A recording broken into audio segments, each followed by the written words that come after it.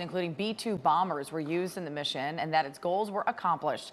Now the U.S. is pushing for peace and a return to negotiations with Iran, even as the president and his top advisors voice differing viewpoints on whether there should be a regime change. Joining us now to talk about the weekend developments and what's next in this international conflict is Joseph Rodgers. He's a nuclear expert at the Center for Strategic and International Studies. Thank you so much for being with us this morning.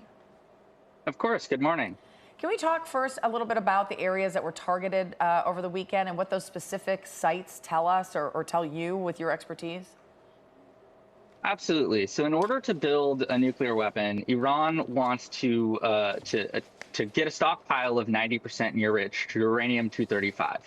They already have about 400 kilograms of 60% enriched uranium-235, but they need centrifuges and enrichment facilities to reach that 90% threshold. So the U.S. targeted two facilities that are enrichment facilities that contain those enrichment centrifuges at Natanz and Fordow. And we likely destroyed those facilities with some rather large ordnance, massive ordnance penetrators. The U.S. also targeted Isfahan, which is a wider nuclear complex in Iran. So the enrichment facilities are currently destroyed, but it's really important to note that Iran already had stockpiles of 60% enriched uranium, and it's really unclear right now where that material is. It doesn't look like it was destroyed in this attack. Oh. Well, what's interesting is President Trump claimed that Iran's nuclear program was completely obliterated. Of course, there were several other experts who said that's probably not the case. And then it's also interesting that Iran allegedly moved some uranium before these attacks. So is it possible they still have enough to be dangerous in the nuclear space?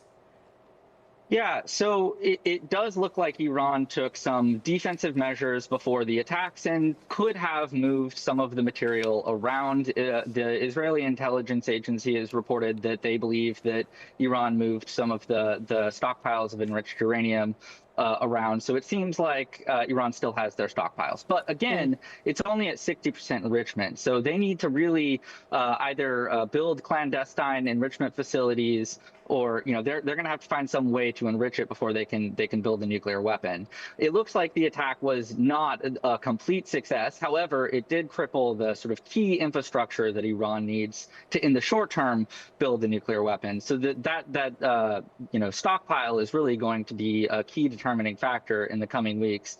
I'd also note that J.D. Vance just yesterday said the administration was making the stockpile a priority in any future discussions with Iran. Okay. Can you talk a little bit about what the immediate and then on the flip side, the long-term risks of bombing a nuclear facility in terms of radioactive contamination to the area?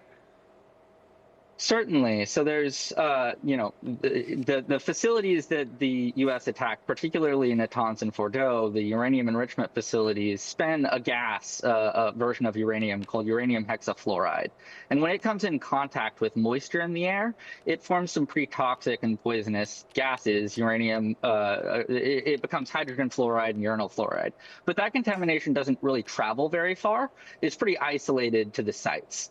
As far as so that's like chemical contamination. There's not a ton of radioactive contamination that would sort of go outside of the sites right now. The attacks don't really pose a wider risk to the environment beyond the sort of isolated facilities that were attacked. However, there are other facilities in Iran that, if attacked, would pose a more significant risk. For example, Iran operates a nuclear reactor at Bushehr. So if that was attacked, then I think we need to worry about the environment, the wider environmental effects of an attack. But for now, it's pretty isolated.